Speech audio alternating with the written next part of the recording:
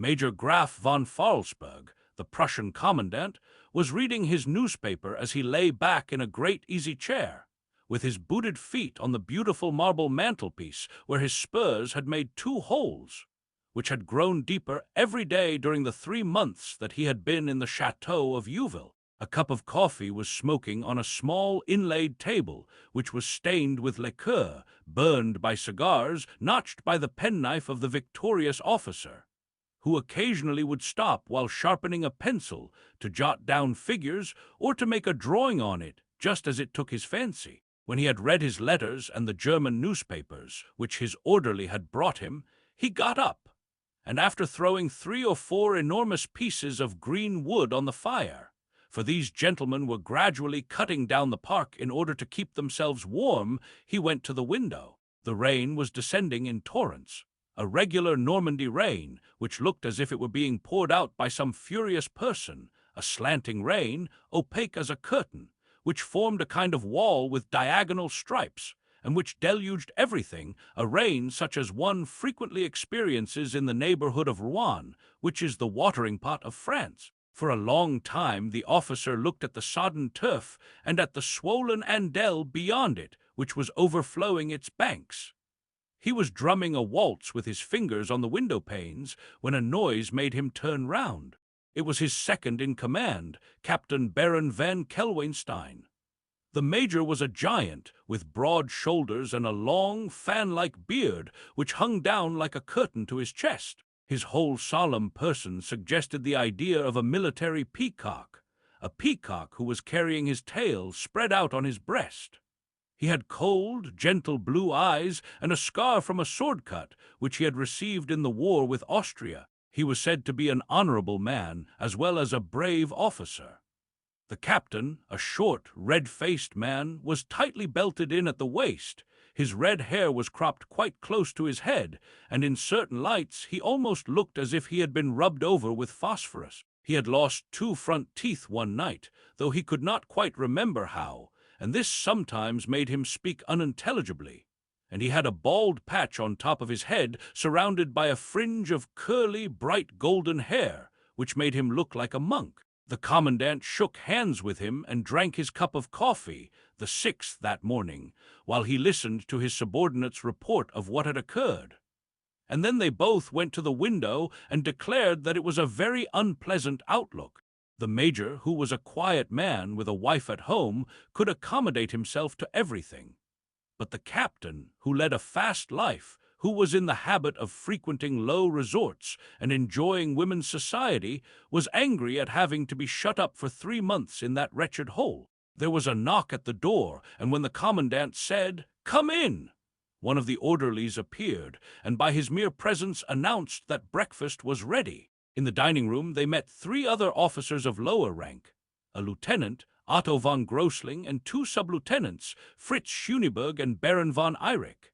A very short, fair-haired man who was proud and brutal toward men, harsh toward prisoners, and as explosive as gunpowder. Since he had been in France, his comrades had called him nothing but Mademoiselle Fifi.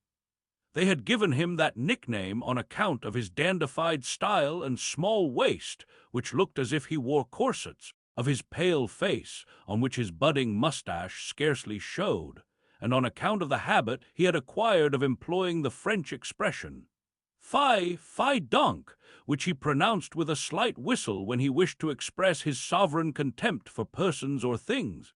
The dining-room of the chateau was a magnificent long room, whose fine old mirrors, that were cracked by pistol bullets, and whose Flemish tapestry, which was cut to ribbons, and hanging in rags in places from sword cuts, told too well what Mademoiselle Fifi's occupation was during his spare time. There were 3 family portraits on the walls, a steel-clad knight, a cardinal, and a judge, who were all smoking long porcelain pipes, which had been inserted into holes in the canvas, while a lady in a long, pointed waist proudly exhibited a pair of enormous mustaches drawn with charcoal. The officers ate their breakfast almost in silence in that mutilated room, which looked dull in the rain and melancholy in its dilapidated condition, although its old oak floor had become as solid as the stone floor of an inn. When they had finished eating and were smoking and drinking, they began, as usual, to berate the dull life they were leading.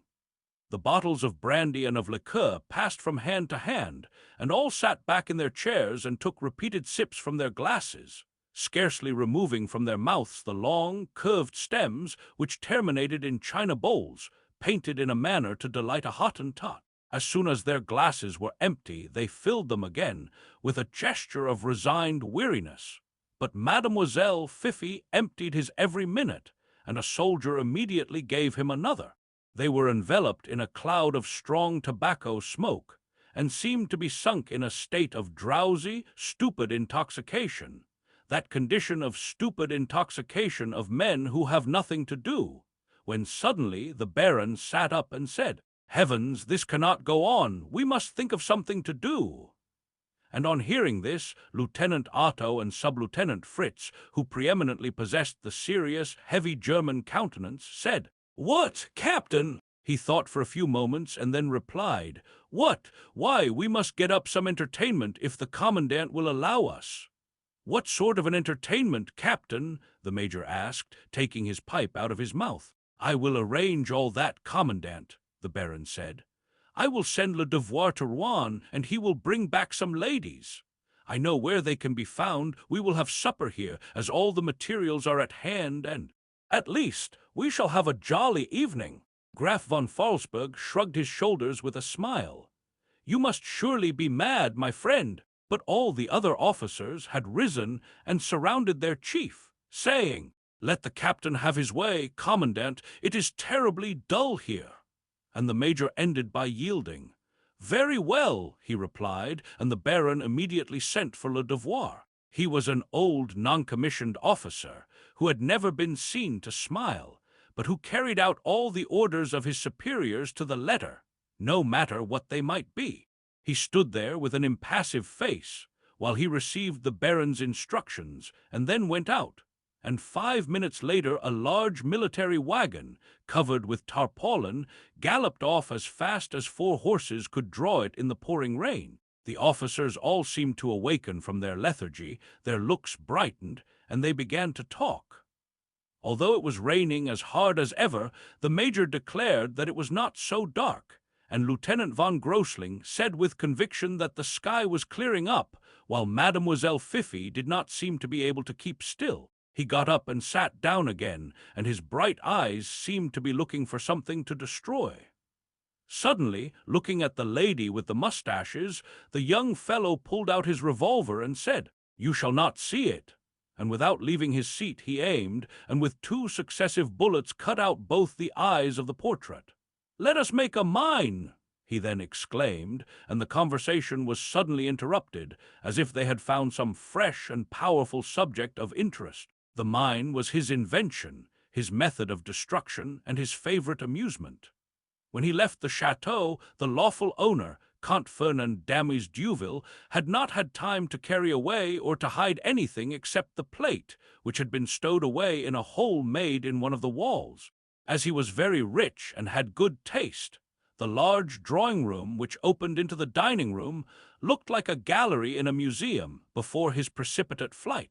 Expensive oil paintings, watercolors, and drawings hung against the walls, while on the tables, on the hanging shelves, and in elegant glass cupboards there were 1,000 ornaments, small vases, statuettes, groups of Dresden china and grotesque Chinese figures, old ivory and Venetian glass, which filled the large room with their costly and fantastic array. Scarcely anything was left now. Not that the things had been stolen, for the Major would not have allowed that, but Mademoiselle Fifi would every now and then have a mine, and on those occasions all the officers thoroughly enjoyed themselves for 5 minutes. The little Marquis went into the drawing-room to get what he wanted, and he brought back a small, delicate china teapot, which he filled with gunpowder, and carefully introduced a piece of punk through the spout.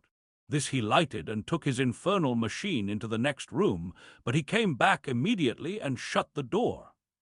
The Germans all stood expectant, their faces full of childish, smiling curiosity, and as soon as the explosion had shaken the chateau, they all rushed in at once. Mademoiselle Fifi, who got in first, clapped his hands in delight at the sight of a terracotta Venus, whose head had been blown off, and each picked up pieces of porcelain and wondered at the strange shape of the fragments, while the Major was looking with a paternal eye at the large drawing-room, which had been wrecked after the fashion of a Nero, and was strewn with the fragments of works of art. He went out first and said with a smile, "That was a great success this time." But there was such a cloud of smoke in the dining-room, mingled with the tobacco smoke, that they could not breathe. So the commandant opened the window, and all the officers, who had returned for a last glass of cognac, went up to it. The moist air blew into the room, bringing with it a sort of powdery spray which sprinkled their beards. They looked at the tall trees which were dripping with rain, at the broad valley which was covered with mist, and at the church spire in the distance, which rose up like a grey point in the beating rain. The bells had not rung since their arrival. That was the only resistance which the invaders had met with in the neighborhood. The parish priest had not refused to take in and to feed the Prussian soldiers. He had several times even drunk a bottle of beer or claret with the hostile commandant, who often employed him as a benevolent intermediary. But it was no use to ask him for a single stroke of the bells. He would sooner have allowed himself to be shot. That was his way of protesting against the invasion, a peaceful and silent protest, the only one, he said, which was suitable to a priest, who was a man of mildness and not of blood. And every one, for 25 miles round, praised Abbe Chantavoin's firmness and heroism in venturing to proclaim the public mourning by the obstinate silence of his church bells. The whole village, enthusiastic at his resistance, was ready to back up their pastor and to risk anything, for they looked upon that silent protest as the safeguard of the national honor. It seemed to the peasants that thus they deserved better of their country than Belfort and Strasbourg, that they had set an equally valuable example, and that the name of their little village would become immortalized by that. But with that exception, they refused their Prussian conquerors nothing. The commandant and his officers laughed among themselves at this inoffensive courage, and as the people in the whole country round showed themselves obliging and compliant toward them, they willingly tolerated their silent patriotism. Little Baron Wilhelm alone would have liked to have forced them to ring the bells. He was very angry at his superior's politic compliance with the priest's scruples, and every day begged the commandant to allow him to sound ding dong, just once, only just once, just by way of a joke. And he asked it in the coaxing, tender voice of some loved woman who is bent on obtaining her wish. But the commandant would not yield, and to console himself, Mademoiselle Fifi made a mine in the Chateau d'Youville. The 5 men stood there together for 5 minutes, breathing in the moist air, and at last Lieutenant Fritz said with a laugh, "The ladies will certainly not have fine weather for their drive." Then they separated, each to his duty, while the captain had plenty to do in arranging for the dinner.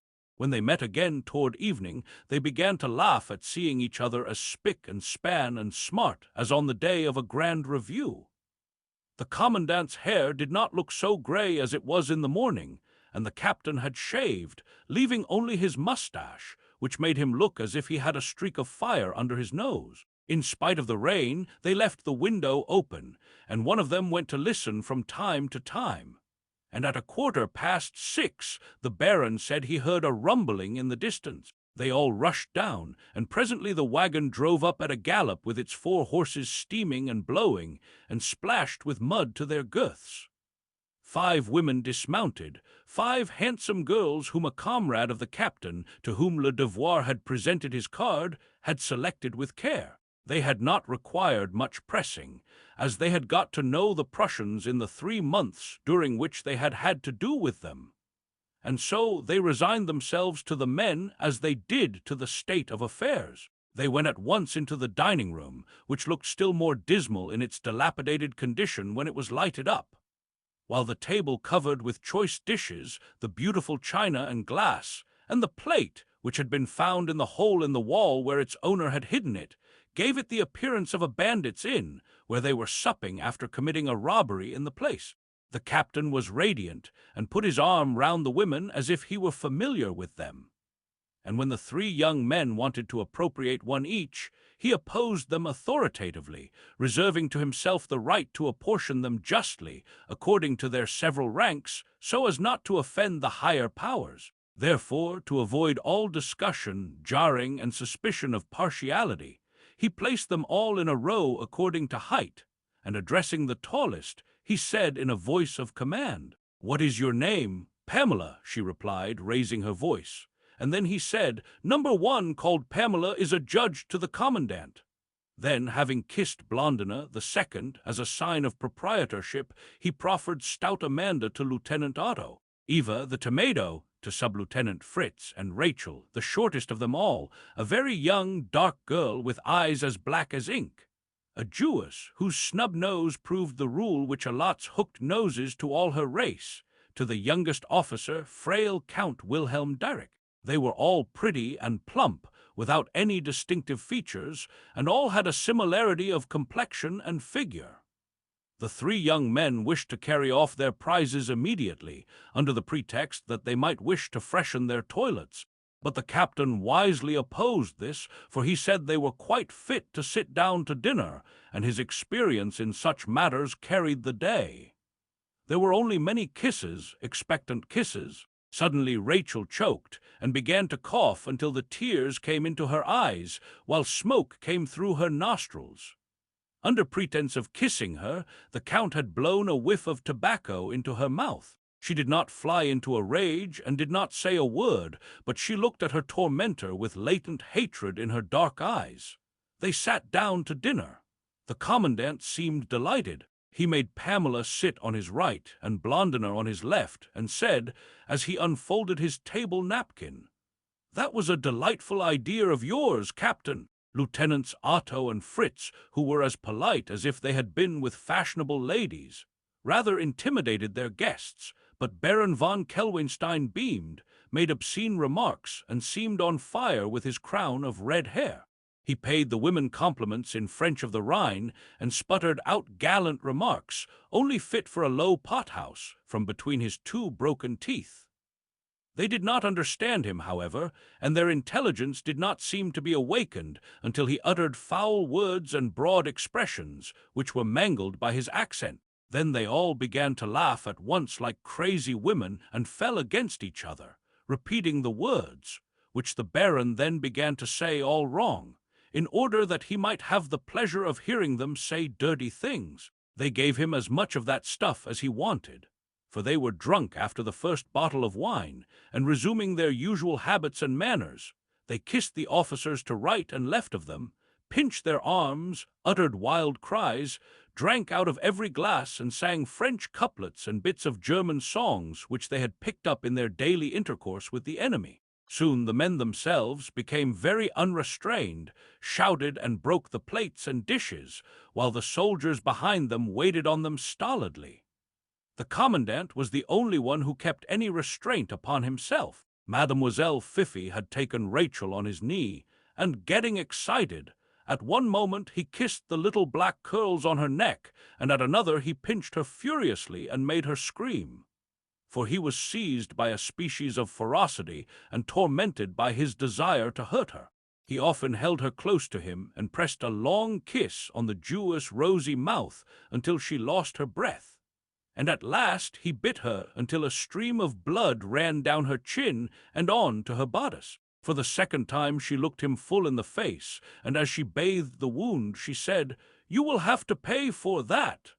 But he merely laughed a hard laugh and said, "I will pay." At dessert champagne was served, and the commandant rose, and in the same voice in which he would have drunk to the health of the Empress Augusta, he drank, "To our ladies," and a series of toasts began, toasts worthy of the lowest soldiers and of drunkards, mingled with obscene jokes, which were made still more brutal by their ignorance of the language. They got up one after the other, trying to say something witty, forcing themselves to be funny, and the women, who were so drunk that they almost fell off their chairs, with vacant looks and clammy tongues, applauded madly each time.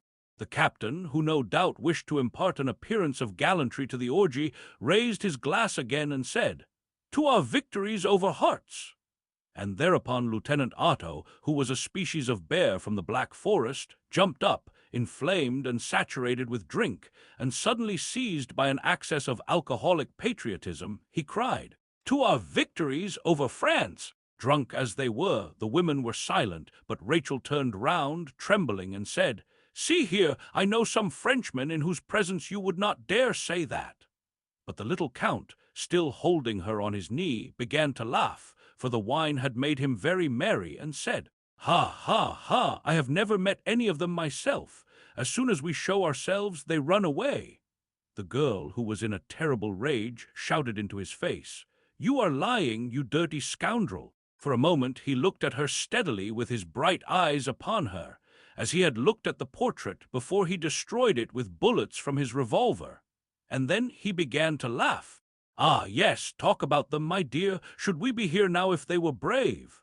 And getting excited, he exclaimed, "We are the masters. France belongs to us."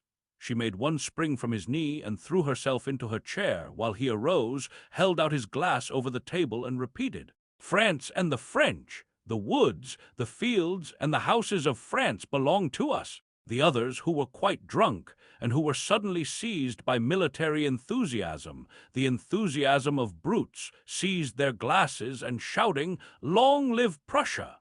they emptied them at a draught. The girls did not protest, for they were reduced to silence and were afraid. Even Rachel did not say a word, as she had no reply to make.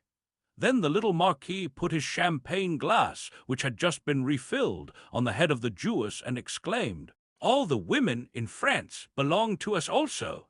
At that she got up so quickly that the glass upset, spilling the amber-colored wine on her black hair as if to baptize her, and broke into 100 fragments as it fell to the floor. Her lips trembling, she defied the looks of the officer, who was still laughing, and stammered out in a voice choked with rage, That is not true, for you shall not have the women of France." He sat down again, so as to laugh at his ease, and trying to speak with the Parisian accent, he said, "She is good, very good. Then why did you come here, my dear?" She was thunderstruck, and made no reply for a moment, for in her agitation she did not understand him at first, but as soon as she grasped his meaning, she said to him indignantly and vehemently, I am not a woman, I am only a strumpet, and that is all that Prussians want." Almost before she had finished, he slapped her full in the face. But as he was raising his hand again, as if to strike her, she seized a small dessert knife with a silver blade from the table, and almost mad with rage, stabbed him right in the hollow of his neck. Something that he was going to say was cut short in his throat, and he sat there with his mouth half open and a terrible look in his eyes.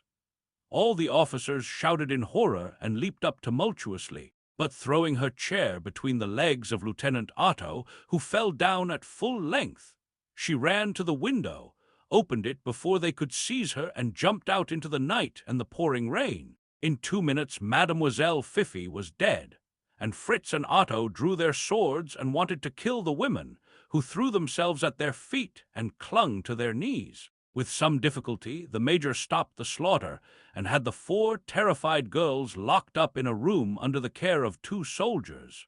And then he organized the pursuit of the fugitive as carefully as if he were about to engage in a skirmish, feeling quite sure that she would be caught. The table, which had been cleared immediately, now served as a bed on which to lay out the lieutenant, and the 4 officers stood at the windows, rigid and sobered with the stern faces of soldiers on duty, and tried to pierce through the darkness of the night amid the steady torrent of rain. Suddenly a shot was heard, and then another, a long way off, and for 4 hours they heard from time to time near or distant reports and rallying cries, strange words of challenge uttered in guttural voices. In the morning they all returned.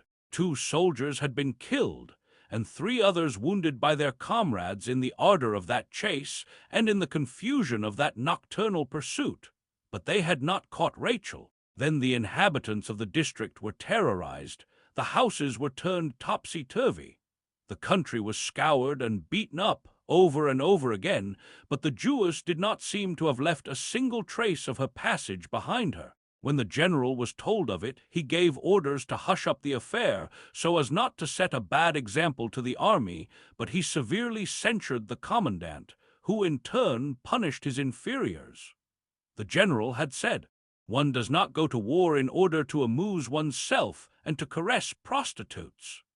Graf von Falsburg, in his exasperation, made up his mind to have his revenge on the district, but as he required a pretext for showing severity, he sent for the priest and ordered him to have the bell tolled at the funeral of Baron von Eyrick.